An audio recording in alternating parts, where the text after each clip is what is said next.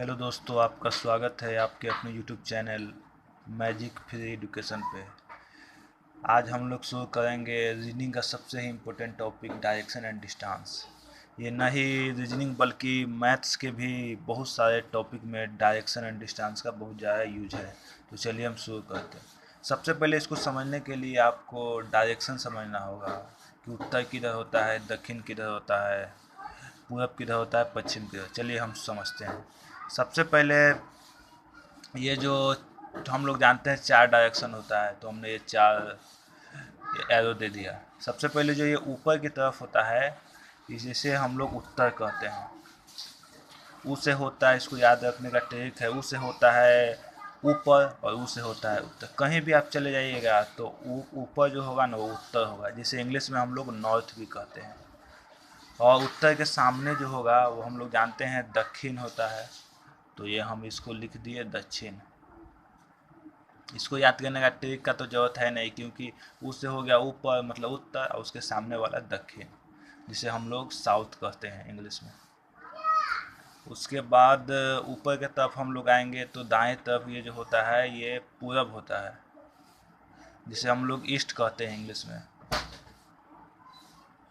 और पूरब के सामने हम लोग तो जानते हैं पश्चिम होता है, तो ये हमारा पश्चिम हो गया, जिसे हम लोग वेस्ट कहते हैं इंग्लिश में। अब हम लोग को मेन चीज़ समझना है कि उत्तर पूरब क्या होता है, दक्षिण पश्चिम क्या होता है, पश्चिम पूरब क्या होता है। बहुत सारे स्टूडेंट ये तो आसानी से समझ लेते हैं, लेकिन उनको वो समझने में थोड़ा दिक्कत आती है। तो चलिए आज हमको आपको ऐसे समझाएंगे कि आपको इसके बाद कभी किसी से समझने का ज़रूरत नहीं होगा। तो चलिए शुरू करते हैं। यहाँ हम लोग देख रहे हैं कि ये उत्तर है और ये पूरब है, तो उत्तर पूरब के बीच में जो भी होगा एरो हम लोग खींच लेंगे, ये क्या होगा, ये उत्तर पूरब कहलाएगा। क्या कहलाएगा, जितना भी निकाल लीजिए, चाहे कितना भी डिग्री का एंगल हो। ये नहीं आप लोग समझिए कि ये जो बीचों बीच निकालेंगे 45 डिग्री का एंगल ही बनाएंगे तो ये आपको मतलब ये होगा नॉर्थ ईस्ट होगा, यानी उत्तर पूरब होगा। नहीं, कहीं से भी आप निकालिएगा ये उत्तर पूरब होगा। तो इसे हम लोग क्या कह सकते हैं, उत्तर पूरब, जिसे इंग्लिश में हम लोग नॉर्थ ईस्ट कहते हैं, नॉर्थ ईस्ट। ठीक है भाई। उसके बाद इस यहाँ देख रहे हैं, यहाँ हम लोग ये पूरब है ये दक्षिण है, तो इसके बीच में से निकालेंगे जो ये क्या हो जाएगा, दक्षिण पश्चिम, दक्षिण पूरब, सॉरी दक्षिण पूरब हो जाएगा। ये भी दक्षिण पूरब, इसके बीच में से जितना भी निकलेगा ये सब दक्षिण पूरब। ये सब का आगे बहुत ज़्यादा सारा यूज है। उसके बाद ये आप देख रहे हैं ये पश्चिम है ये दक्षिण है, तो दक्षिण पश्चिम के बीच में जो भी आएगा ये क्या आएगा, दक्षिण पश्चिम होगा, दक्षिण पश्चिम, जिसे इंग्लिश में हम लोग साउथ वेस्ट भी कह सकते हैं, साउथ वेस्ट।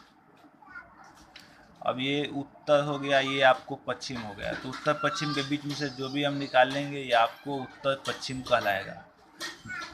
क्या कहलाएगा भाई, उत्तर पश्चिम, जिसे हम लोग इंग्लिश में चाहे तो नॉर्थ वेस्ट लिख सकते हैं, नॉर्थ वेस्ट। चलिए बेसिक चीज़ तो ख़त्म हो गया।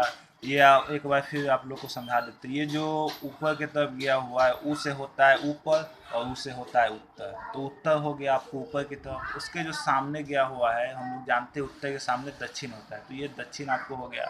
उसके बाद ये जो दाएं तरफ ये ईस्ट होता है पूरब, और पूरब के सामने हम लोग जानते हैं ये पश्चिम होता है।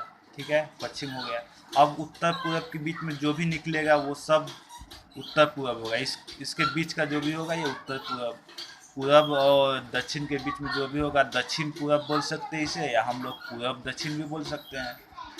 इधर हम लोग इसे दक्षिण पश्चिम बोलेंगे या इसे पश्चिम दक्षिण बोलेंगे। इसी तरह इसे हम लोग उत्तर पश्चिम बोलेंगे या पश्चिम उत्तर बोलेंगे।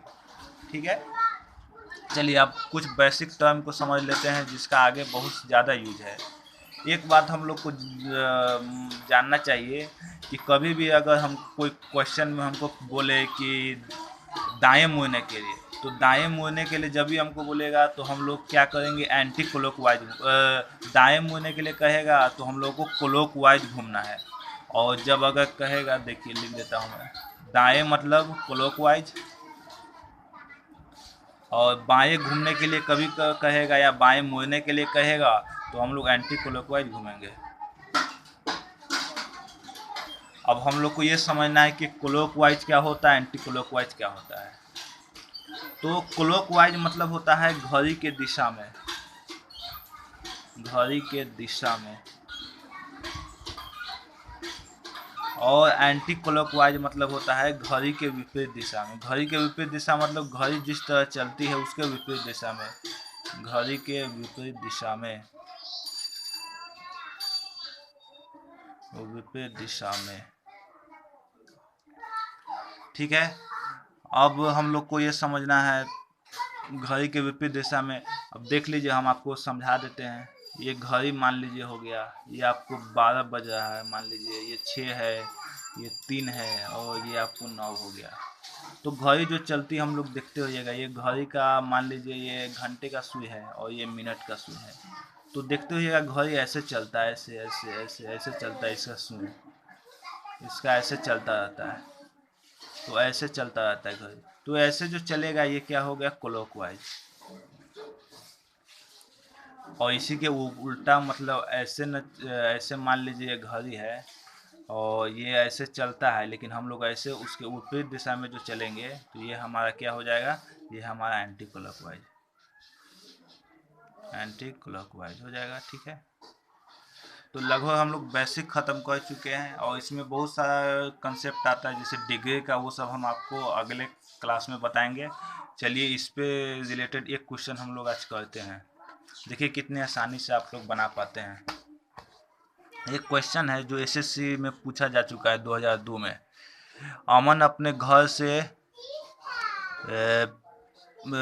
से प्रस्थान करके 10 किलोमीटर पूरब में चला, फिर वह बाएं मुड़कर 5 किलोमीटर चला तथा इसके बाद फिर बाएं मुड़कर 10 किलोमीटर साइकिल से चला। तो बताए वो अपने घर से कितनी दूरी पर पहुंच गया। तो कोई भी क्वेश्चन बनाइए डायरेक्शन का, तो सबसे पहले ये एरो बना लीजिए। ये 4 जो डायरेक्शन का ये मस्ट है, ये बना लीजिएगा तो बहुत आसानी से आप किसी भी क्वेश्चन को बना सकते हैं। तो इसमें क्या कर रहा है, अमन अपने घर से प्रस्थान करके 10 किलोमीटर पूरब में चला। पहले हम लोग डायरेक्शन दे देते हैं, ये उससे ऊपर उससे उत्तर, उसके सामने दक्षिण होता है, इधर हम लोग जानते हैं पूरब होता है, और इधर क्या होता है, पश्चिम होता है। इसमें क्या है, अमन अपने घर से प्रस्थान करके 10 किलोमीटर पूरब में चला। तो सबसे पहले हम इसको 10 किलोमीटर मान लीजिए, यहाँ से कोई भी ये है प्रारंभिक बिंदु, जिसे हम लोग स्टार्टिंग पॉइंट भी बोल सकते हैं या इनिशियल पॉइंट भी बोल सकते हैं। मतलब जहाँ कोई भी जो चलने के लिए कहेगा तो हमको यहीं से चलना है, यही को हमको बेस मानना है, या इनिशियल पॉइंट इसी को आप कह सकते हैं।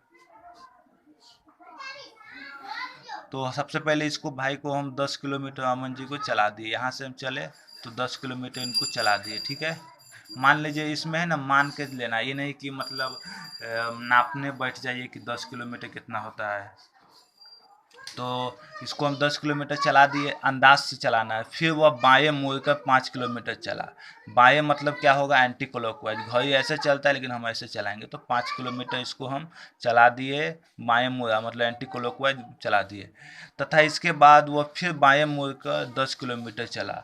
तो 10 किलोमीटर फिर हम इसको बाएं घुमाए, घड़ी ऐसे चलता है लेकिन हम ऐसे इसको चला दिए, तो 10 किलोमीटर ये यहाँ आ जाएगा। ठीक है, 10 किलोमीटर यहाँ चला दिए। तो बताए वो अपने घर से कितनी दूरी पे है। उसका घर तो यहाँ है, जो कि प्रारंभिक बिंदु स्टार्टिंग पॉइंट है, और ये पहुँच गया यहाँ। तो यहाँ इसका दूरी कितना हो जाएगा, 5 मीटर, 5 किलोमीटर। ये 5 है तो ये भी 5 है। यहाँ पे देख रहे हैं, मतलब ये एक तरह से रेक्टेंगल बन गया, सामने वाला दोनों बराबर, ये बराबर दोनों, तो ये भी बराबर। ये 5 है तो ये भी 5 किलोमीटर हो जाएगा। तो इसका आंसर क्या हो जाएगा कि, तो बताइए अमन अपने घर से कितना दूरी पे है, 5 किलोमीटर। तो चलिए दोस्तों, आज हम अपने इस वीडियो को यहीं पे ख़त्म करते हैं। अगले वीडियो में हम लोग और सारे क्वेश्चन करेंगे और डिग्री से रिलेटेड कंसेप्ट को समझेंगे। अगर ये वीडियो आपको पसंद आया है तो वीडियो को लाइक करें, शेयर करें अपने दोस्तों के साथ, और चैनल पे नए हैं तो यूट्यूब चैनल को सब्सक्राइब करें। Okay bye, good night.